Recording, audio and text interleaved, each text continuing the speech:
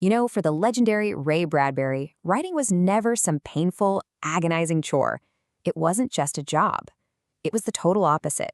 A joyful, passionate, and, well, an absolutely essential part of being alive. So in this explainer, we're going to unpack his core philosophy for living a truly creative life. And he really doesn't waste any time getting to the point, does he? What does he mean by drunk on writing? Well, he means you've got to be so completely intoxicated with the act of creating, so full of life and fire, that all the harshness and the boring, everyday poisons of reality just can't touch you.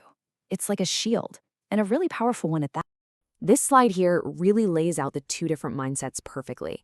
Over on the left, you've got how a lot of people see it. Writing is this dreadful occupation, this awful chore. But Bradbury? He was all about the column on the right. For him, it was survival. It was revitalization. It was as necessary as breathing. He truly believed writing was like a daily tonic. You see, if you let even one day go by without it, the world's negativity starts to build up inside you. Let 2 days pass, he said, and you're shaking.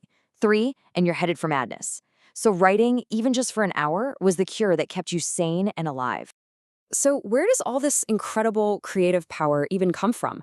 Well, for Bradbury, the source has a name, and here's the cool part. It lives inside every single one of us. He called it the muse. Now, let's be super clear. He wasn't talking about some mythical goddess floating on a cloud. No way.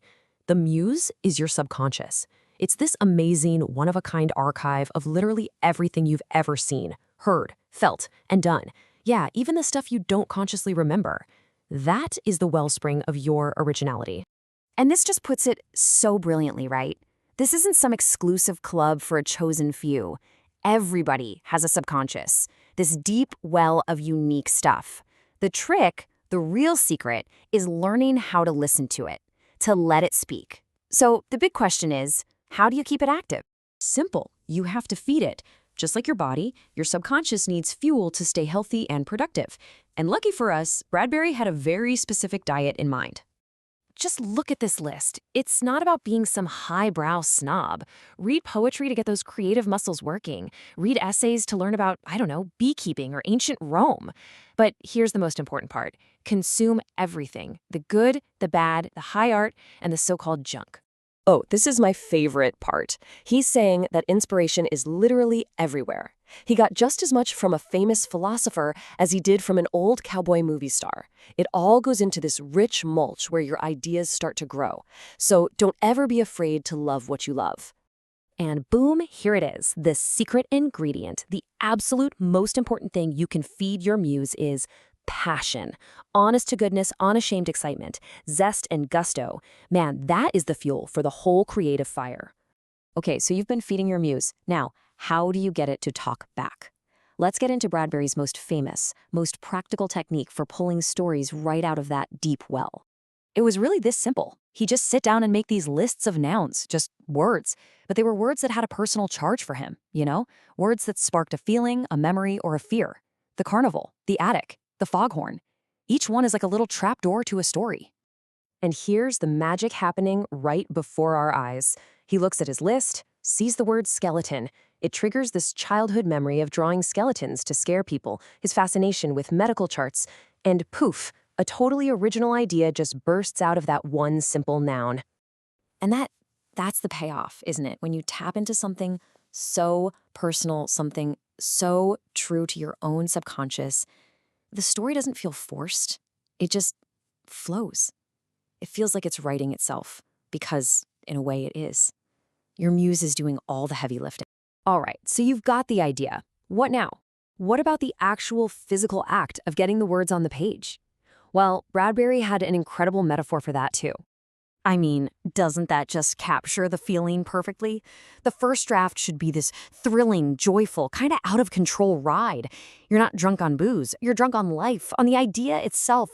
It's half terror, half pure, uncut exhilaration. These were his instructions for that first draft. Don't think. Don't analyze it. Don't you dare try to be clever. You just let that story erupt out of you with as much speed and raw honesty as you can possibly manage. So the real key here is separating the jobs, right? The first draft is for pure, unfiltered joy and passion. You can pour the cold, critical water of editing on it tomorrow, but today is for the fire. Explode. All right, let's pull all these amazing lessons together because Bradbury leaves us with one final challenge, and it's for every single one of us. After everything we've looked at, rating as survival, feeding the muse, making noun lists, exploding onto the page, what does it all really boil down to? What's the one core secret at the heart of it all? Wow, that is just a phenomenal metaphor. Think about that for a second. You don't ease into your day. You start it by detonating your own potential, your own subconscious, your own self. And see, the explosion isn't destructive, it's generative. That massive blast of passion and memory and random ideas, that gives you all the raw material, all the fascinating pieces that you get to spend the rest of the day playing with and assembling into something new and wonderful. And that's it. That's the final command from the master himself. It's both an invitation and a dare. He's shown you the map. He's told you that you have everything you could possibly need already inside you. The only thing left to do is take that leap. Jump.